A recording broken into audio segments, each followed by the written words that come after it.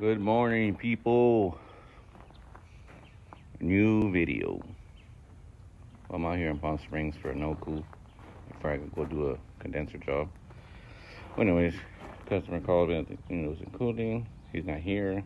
Someone told him that it was hot as hell in the house. Show up, unit's running. The line is not cold, not even fresh. It's hot. Besides it being really dirty, like we talked about. I'm sure probably the compressor is not running, so it's already needs a capacitor. Well, we'll see. We'll open this up, find out. Stay tuned. Well, what do you know, people? Let's go. Let's check this capacitor. Someone freaking put a battery in here. Fuck. I didn't even think they made them that big anymore. Anyways, some microfarads.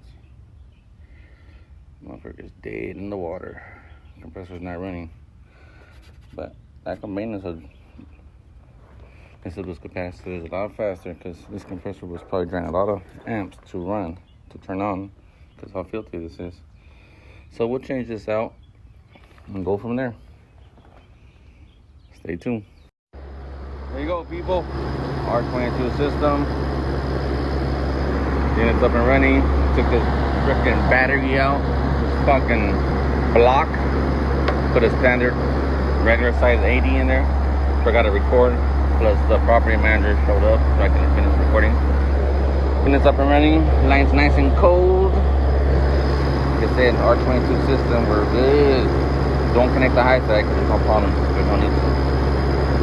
If the low side was too low or really high, then I would be worried. Then I would connect it, but I'm not. There you go. So with repairs, heating and cooling. Don't forget, like, follow, subscribe. Whatever you're watching this on.